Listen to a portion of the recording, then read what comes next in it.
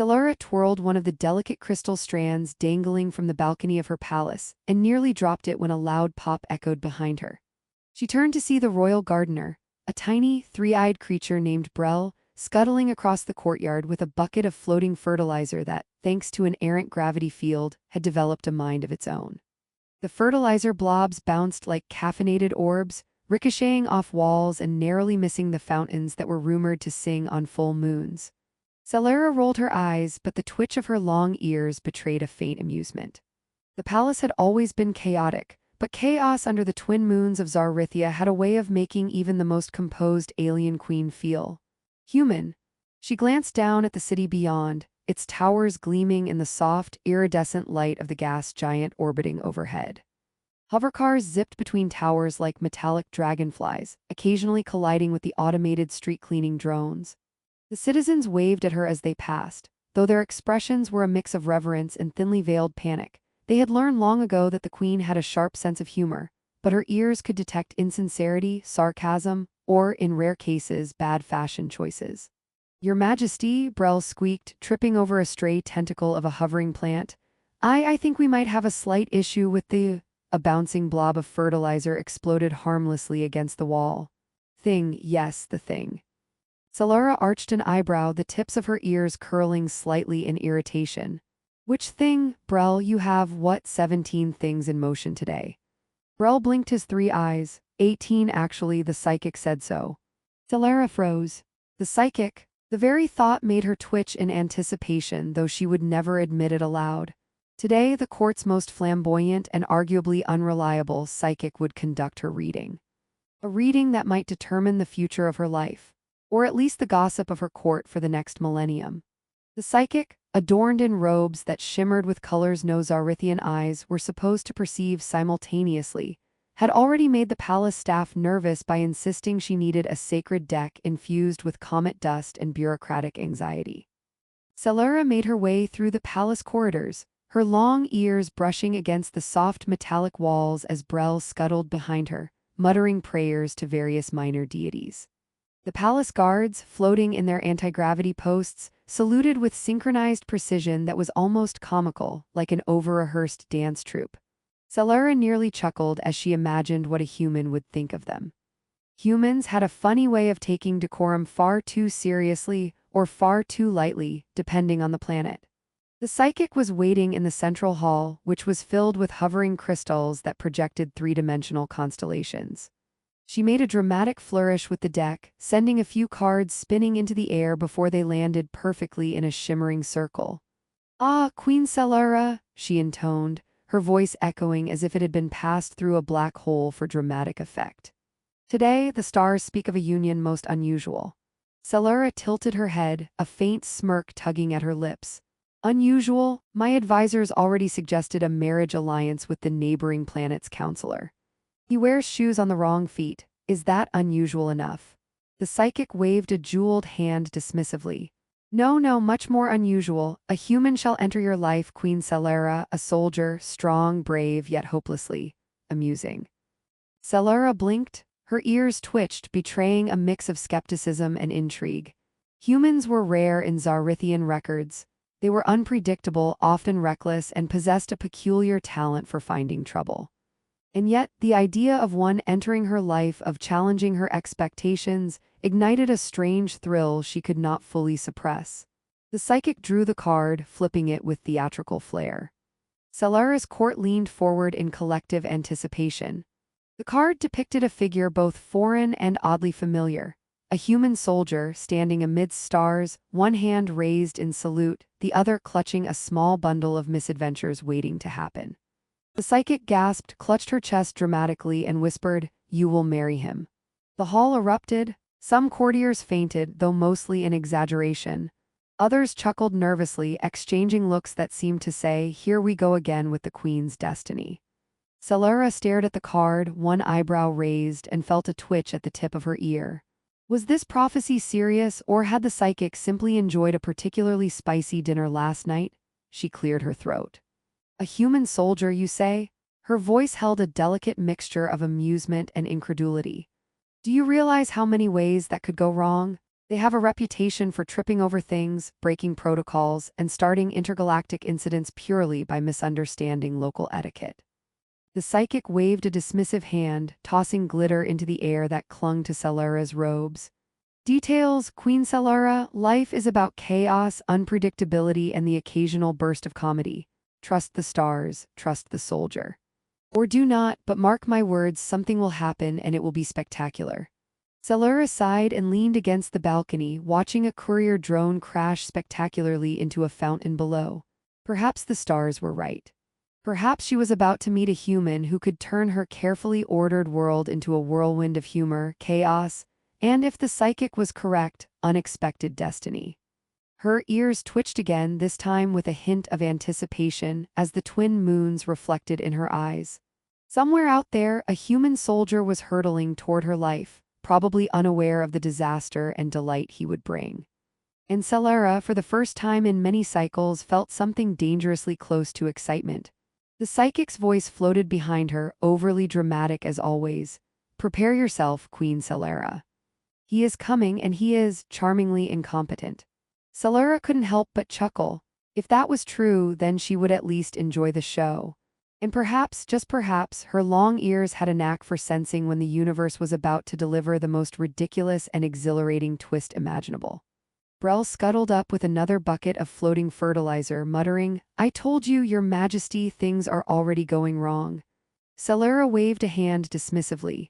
"Yes, Brel, that's life. Now fetch me a cup of moon tea. If I am to meet destiny, I will do so with caffeine and dignity, or as much dignity as one can have when cosmic chaos insists on crashing through your palace gates." And somewhere, light years away, a human soldier was indeed on his way, blissfully unaware that he was about to collide with an alien queen, a psychic prediction, and enough galactic humor to keep two civilizations laughing for a millennium. The moment the human soldier's starship breached the upper atmosphere of Zarithia, alarms blared with a tone that sounded suspiciously like a cat sneezing into a synthesizer. Captain Elias Trent swore under his breath, kicking the console with a thump that rattled the panels. The ship shuddered and emitted a whistling noise that might have been a scream or just an overworked fuel injector. Elias wiped a smear of interstellar coffee from his uniform. He wasn't sure if it was actually coffee or a leftover experiment from the last planet he'd liberated, and tried to recalibrate the gravity stabilizers. They had a mind of their own, much like him, and apparently a sense of humor. When the landing bay doors opened, a gust of artificially generated wind nearly toppled him out of the cockpit. He staggered, arms flailing like a newborn hover dragon, and managed to grab a railing just as a floating maintenance drone zoomed past at alarming speed, trailing sparks. "Great," Elias muttered. "First impression. I'm a menace to all life and moderately hazardous to myself." He straightened his helmet and stepped down onto the polished floor, only to slip on a stray puddle of anti-gravity coolant. He flailed again, narrowly avoiding a ceremonial orb that, if knocked over, could have sent the palace into a week-long panic. Celera, observing from her balcony, could barely keep a straight face. Her long ears twitched in rhythm with each crash and near-miss, betraying a growing curiosity. When the human finally stumbled up the grand staircase, scraping the edges of the floating handrails, she considered signaling the guards to intervene, but something in the man's clumsy determination made her pause. He was clearly a soldier, probably brave, definitely reckless, and judging by the way he inadvertently launched a fruit cart into a hovering drone, entirely unpredictable. "Greetings," Elias said at last, his voice projecting a careful mixture of confidence and exhaustion, though both were clearly overcompensating for the chaos he had just caused. "I am Captain Elias Trent of the Terran Star Brigade, and come in peace." He gave a tentative salute which looked more like a flailing octopus than a disciplined gesture. Celera descended the staircase to meet him, her long ears brushing the polished floor. She wore a ceremonial robe that glimmered with microscopic starlight, every fold meticulously arranged to convey authority without appearing stiff. She extended a hand, partly in greeting, partly in hope that he wouldn't trip again. "Welcome to Zarithia, Captain Trent. I am Queen Celera." Elias blinked, taking in her features, especially the elongated ears that twitched with subtle emotion. He attempted to bow but misjudged the gravity field and toppled slightly forward, catching himself on one of the floating railings. "Your Majesty," he said, trying to regain composure. I've read your history files. Fascinating civilization, very vertical architecture." Salara's lips twitched. "Thank you, I am told our buildings are taller than most humans can handle without tripping over the stairways." Her ears flicked in amusement. "And you, Captain, seem to have a particular talent for confirming that statement." Elias laughed nervously, the sound echoing off the crystal walls. "I prefer to think of it as immersive reconnaissance." He glanced around, wide-eyed at the hovering gardens, the glimmering fountains, and the projection of stars rotating in midair. "So, you live here?" "Yes," Solara said dryly. "And occasionally we survive the maintenance crews and visiting dignitaries." She waved at a group of floating servants, who scurried to adjust the gravity of a chandelier wobbling from Elias' earlier antics. "It appears your arrival has had consequences." Elias winced sheepishly. "I'm excellent at making impressions." A faint chuckle escaped Salara's throat, and for a moment the tension melted. Even the hovering drones seemed to pause as if to witness the improbable human-alien interaction. She motioned for him to follow her through the palace corridors, each step carefully adjusted for his unfamiliar stride. "You are aware, Captain, that a prophecy has preceded your arrival." Elias stopped abruptly. "A prophecy?" He glanced at her, uncertain whether to panic or be impressed. "Oh, right, those things. I've heard rumors. On Earth, we mostly use prophecies as punchlines in old sci-fi serials." Salara raised an eyebrow, one long ear flicking impatiently. "This is not a serial. The psychic claims that your presence here is significant, that you are destined to cause mayhem," Elias offered, half joking. "Because I can assure you, my record is impeccable in that regard." Salara's lips twitched again, but she kept her composure. "Perhaps, Captain, perhaps." She led him through a hallway lined with shifting holographic panels, each depicting the galaxy in constant motion. "You may find Zarithia's customs confusing, the gravity disorienting, and the architecture challenging. But humor me and try not to break anything, at least not permanently." Elias nodded, clearly taking the advice seriously, though his previous record suggested otherwise. "Understood. No permanent damage. Temporary chaos is fine, I assume." Salara allowed herself a small smile. "Temporary chaos is inevitable. Long-term chaos is frowned upon, though tolerated if accompanied by charm." She paused, letting the words hang. "You may be in luck, Captain. We value charm here almost as highly as obedience." As they reached the gardens, Elias' eyes widened. Gravity-defying flowers hovered and spun lazily, while tiny streams of glowing water arced between suspended crystal basins. "This is incredible," he murmured. "I mean, I thought Earth had fancy parks, but this is next-level gardening."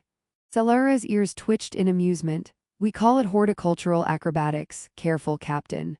One wrong step and you may inadvertently cause an intergalactic incident, or worse, a minor diplomatic headache." Elias grinned, raising his hands as though accepting a challenge. "Noted, I will tread carefully. But if I do trip, promise me you'll at least pretend it's intentional." Salara laughed softly, a sound that made the floating gardens shimmer in a strangely approving way. "I make no promises, but I might find it entertaining." Over the next few hours, the human soldier stumbled through introductions, court etiquette, and the complex ritual of floating tea ceremonies. Every faux pas was met with subtle amusement from Salara and her advisors, who were torn between outrage and laughter. He spilled starlight tea on a floating tapestry, nearly launched a ceremonial drone into orbit, and attempted to bow to a holographic representation of a minor ancestor, resulting in a brief existential crisis for the projection. Yet with every misstep, a strange rhythm emerged. Humor bridged the gap between alien protocol and human unpredictability. Salara found herself laughing more than she had in cycles, her long ears vibrating lightly with delight. And Elias, though clumsy, proved unexpectedly earnest, curious, and oddly endearing in his attempts to navigate the alien world. By the time the twin moons cast their second glow across the palace terraces, Salara realized that the prophecy might not be entirely catastrophic. Perhaps the psychic's words were not just warnings but invitations. An improbable, chaotic, and utterly hilarious invitation into a new chapter of life she had never imagined, one that involved a human soldier who, despite everything, might just make the impossible feel inevitable. And somewhere deep in the palace, the psychic clutched her comet-dusted tarot deck and whispered to herself, "Ah, yes, this will be entertaining beyond measure." The palace was alive with an unusual buzz, somewhere between anticipation and controlled chaos.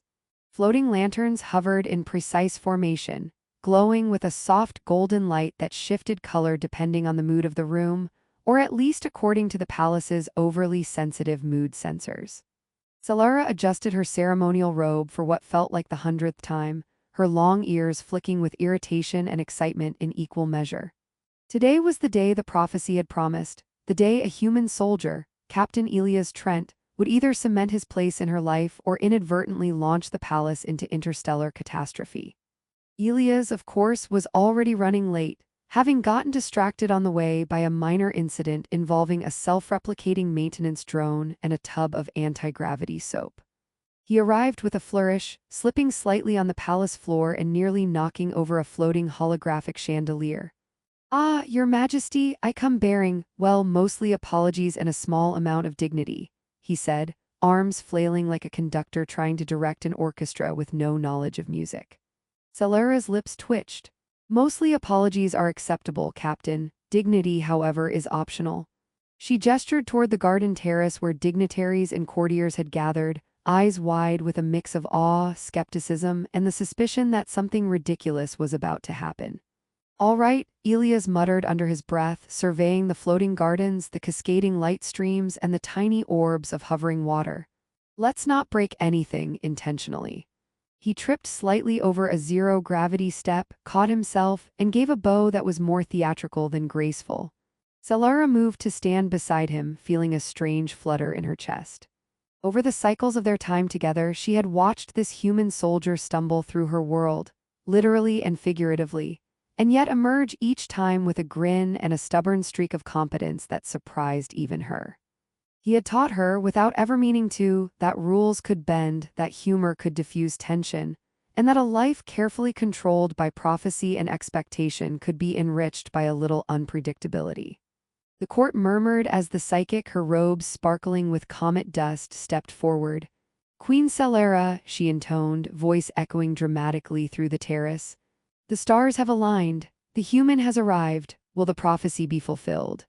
She flourished her tarot deck as though it were the ultimate authority of the galaxy, which, on Zarithia, it might as well have been. Solara raised an eyebrow at Elias. "Do you feel ready, Captain Trent?" Elias scratched the back of his head, trying to straighten his rumpled uniform. "Ready is a relative term. I have basic training, extreme improvisation skills, and a good sense of comedic timing." "If that counts." Solara's ears twitched in amusement. "That will be sufficient." She glanced around, noting the skeptical faces of her court. They had tried to dissuade her, plotted elaborate schemes to prevent the prophecy, and yet here they were, floating in tense anticipation, unable to argue against the undeniable charm and chaos that Elias carried like a personal gravity field. The psychic dealt the final card of the ceremony, a flourish that sent it spinning into the air before it landed perfectly at Solara's feet. It depicted the queen and the human, side by side, their hands intertwined, standing beneath twin moons that bathed the galaxy in light. The court gasped collectively. Solara felt the familiar twitch at the tips of her ears, but this time it was accompanied by a warmth she had not expected.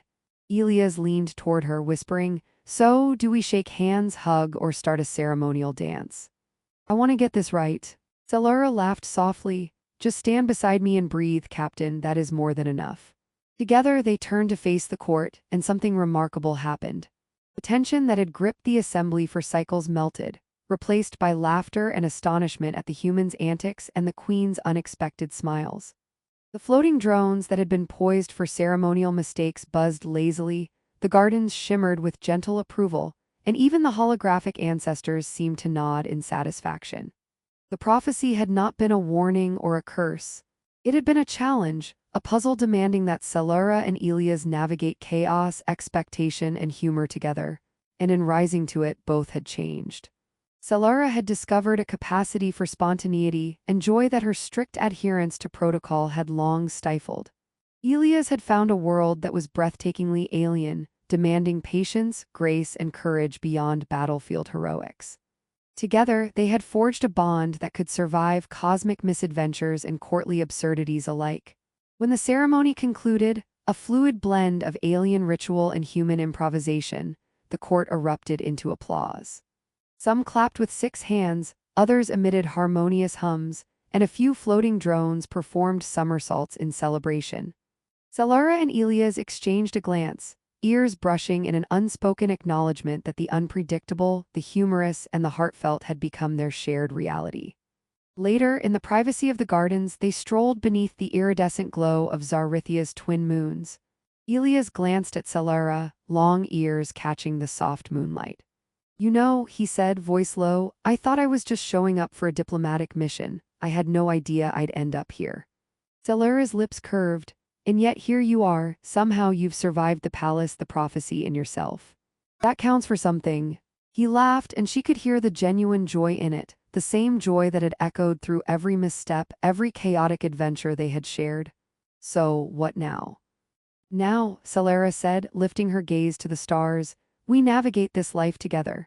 We face cosmic absurdities, laugh at interstellar bureaucracy, and if we are lucky, continue to stumble gracefully through it all." Elias extended a hand, which she took, their fingers intertwining naturally, as if the galaxy itself had conspired to make the improbable inevitable. And in that simple gesture, all prophecies, expectations, and uncertainties coalesced into something far more remarkable. A shared journey filled with humor, love, and the promise of countless adventures across the stars.